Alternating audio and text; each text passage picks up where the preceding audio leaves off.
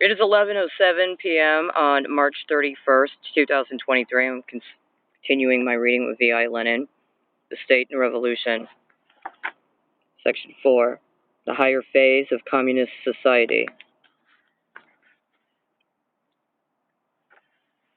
Marx continues, quote, in a higher phase of communist society, after the enslaving subordination of the individual to the division of labor, and therewith also the antithesis between mental and physical labor has vanished, after labor has become not only a means of life, but life's prime want, after the productive forces have also increased with the all-around development of the individual, and all the springs of cooperative wealth flow more abundantly, only then can the narrow horizon of bourgeois rights be crossed in its entirety and society inscribe on its banners, from each according to his ability to each according to his needs. End quote. Only now can we appreciate to the full the correctness of Engels's remarks, in which he mercilessly ridiculed the absurdity of combining the words freedom and state. So long as the state exists, there is no freedom. When there will be freedom, there will be no state. The economic basis for the complete withering away of the state is such a high stage of development of communism that the antithesis between mental and physical labor disappears. When there, consequently, disappears one of the principal sources of modern social inequality, a source, moreover, which cannot on any account be removed immediately by the mere conversion of the means of production into public property, by the mere expropriation of the capitalist. This expropriation will create the possibility of an enormous development of the productive forces.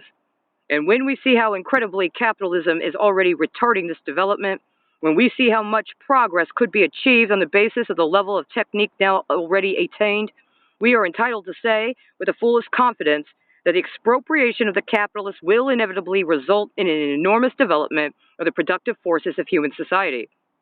But how rapidly this development will proceed, how soon it will reach the point of breaking away from the division of labor, of doing away with the antithesis between mental and physical labor, of transforming labor into the prime necessity of life, we do not and cannot know.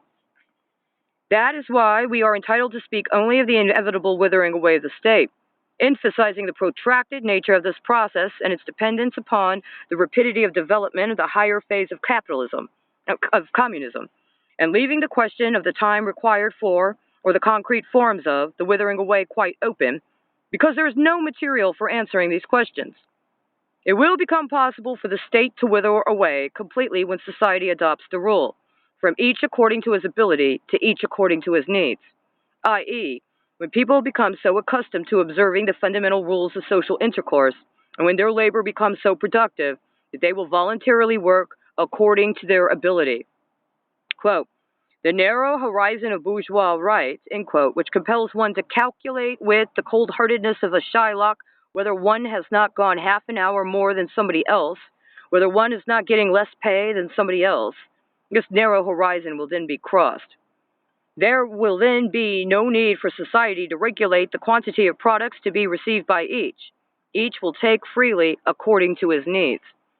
From the bourgeois point of view, it is easy to declare that such a social order is sheer utopia, and to sneer at the socialists for promising everyone the right to receive from society, without any control over the labor of the individual citizen, any quantity of truffles, automobiles, pianos, etc. Even to this day, most bourgeois savants confine themselves to sneering in this way, thereby displaying both their ignorance and their mercenary defense of capitalism. Ignorance. For it has never entered the head of any socialist to promise that the higher phase of the development of communism will arrive, whereas the great socialist, in foreseeing that it will arrive, presuppose not the present productivity of labor and not the present ordinary run of people, who, like the seminary students and Pomilovsky's stories, are capable of damaging the stocks of public wealth just for fun and of demanding the impossible. Until the higher phase of communism arrives, the socialists demand the strictest control by society and by the state of the measure of labor and the measure of consumption. But this control must start with the expropriation of the capitalist, with the establishment of workers' control over the capitalist, and must be exercised not by a state of bureaucrats, but by a state of armed workers. The mercenary defense of capitalism by the bourgeois ideologists and their hangers-on, like Messieurs, the Tseretellis, Chernovs, and company, consists precisely in that they substitute controversies and discussions about the distant future for the vital and burning question of present-day politics, viz., the expropriation of the capitalist, the conversion of all citizens into workers and employers of one huge syndicate, the whole state, and the complete subordination of the entire work of the syndicate to a genuinely democratic state, to the state of the Soviets of the workers' and soldiers' deputies. Actually, when a learned professor, and following him the Philistine, and following him Messieurs de Tseretellis and Chernovs, talk of unreasonable utopias, of the demagogic promises of the Bolsheviks, of the impossibility of introducing socialism, it is the higher stage or phase of communism they have in mind, which no one has ever promised or even thought to introduce, because it generally cannot be introduced. And this brings us to the question of the scientific difference between socialism and communism, which Engels touched on in his above-quoted argument about the incorrectness of the name Social Democrat. Politically, the difference between the first or lower and the higher phase of communism will in time probably be tremendous. But it would be ridiculous to take cognizance of this difference now, under capitalism, and only individual anarchists, perhaps, could invest it with the primary importance. If there still remain people among the anarchists who have learned nothing from the Plekhanovite conversion of the Kropotkins, the Graveses, the Corneliusens, and other stars of anarchism into social chauvinist or anarcho-trenchist, as Gay, one of the few anarchists who have still preserved a sense of honor and a conscience, has put it. But the scientific difference between socialism and communism is clear. What is usually called socialism was termed by Marx the first or lower phase of communist society. Insofar as the means of production become common property, the word communism is also applicable here, providing we do not forget that this is not complete communism. The great significance of Marx's explanations is that here, too, he constantly applies materialist dialectics, the theory of development, and regards communism as something which develops out of capitalism. Instead of scholastically invented, concocted definitions and fruitless disputes about words, what is socialism? What is communism? Marx gives an analysis of what might be called the stages of the economic ripeness of communism. In its first phase or first stage, communism cannot as yet be fully ripe economically and entirely free from traditions or traces of capitalism. Hence, the interesting phenomenon that the communism in the first phase retains, the narrow horizon of bourgeois right. Of course, bourgeois right in regard to the distribution of articles of consumption inevitably presupposes the existence of the bourgeois state, for right is nothing without an apparatus capable of enforcing the observance of the standards of the right. It follows that under communism there remains for a time not only bourgeois right, but even the bourgeois state without the bourgeoisie. This may sound like a paradox or simply a dialectical conundrum of which Marxism is often accused by people who do not take the slightest trouble to study its extraordinarily profound content. But as a matter of fact, remnants of the old surviving and the new confront us in life at every step, both in nature and in society. And Marx did not arbitrarily insert a scrap of bourgeois right into communism, but indicated what is economically and politically inevitable in a society emerging out of the womb of capitalism. Democracy is of enormous importance to the working class in its struggle against the capitalists for its emancipation, but democracy is by no means a boundary not to be overstepped. It is only one of the stages on the road from feudalism to capitalism and from capitalism to communism. Democracy means equality. The great significance of the proletariat struggle for equality and of equality as a slogan will be clear if we correctly interpret it as meaning the abolition of classes. But democracy means only formal equality.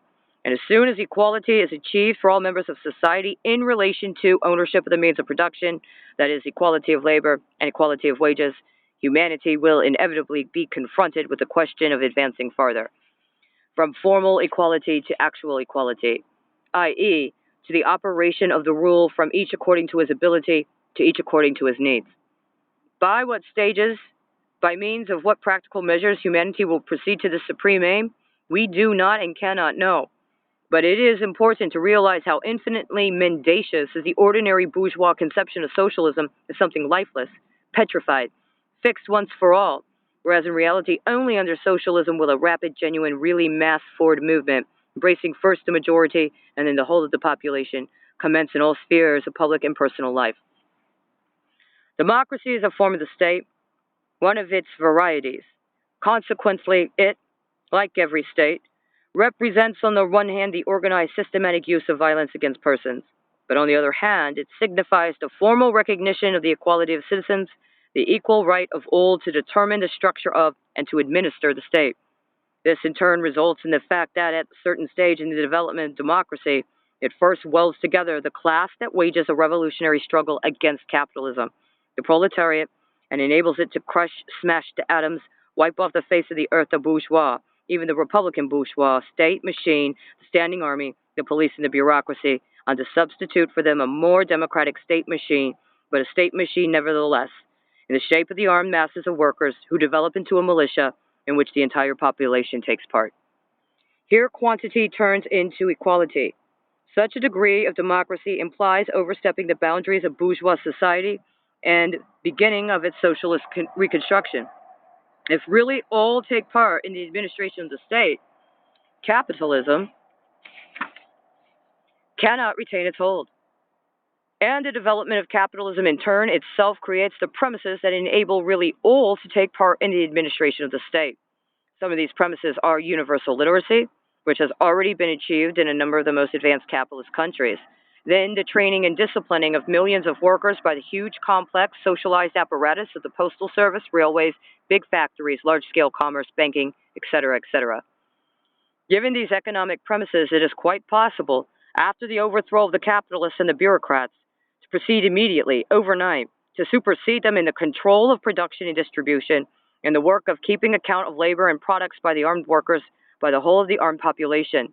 The question of control and accounting should not be confused with the question of the scientifically trained staff of engineers, agronomists, and so on. These gentlemen are working today in obedience to the wishes of the capitalists. They will work even better tomorrow in obedience to the wishes of the armed workers. Accounting and control, that is the main thing required for arranging the smooth working, the correct functioning of the first phase of communist society. All citizens are transformed here into hired employees of the state, which consists of the armed workers.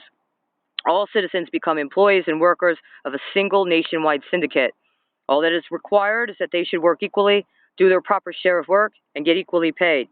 The accounting and control necessary for this have been simplified by capitalism to the extreme and reduced to the extraordinarily simple operations which any literate person can perform, of supervising and recording, knowledge of the 4 rules of arithmetic, and issuing appropriate receipts.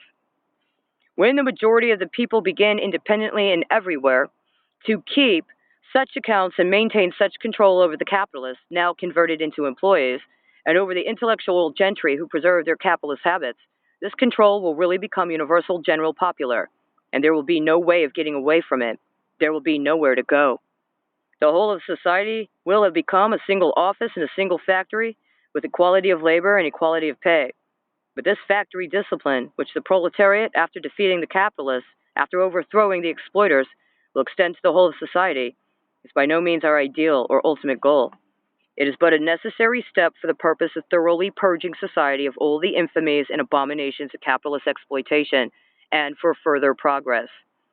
From the moment all members of society, or even only the vast majority, have learned to administer the state themselves, have taken this work into their own hands, have set going control over the insignificant minority of capitalists, over the gentry who wish to preserve their capitalist habits, and over the workers who have been profoundly corrupted by capitalism, from this moment the need for government of any kind begins to disappear altogether.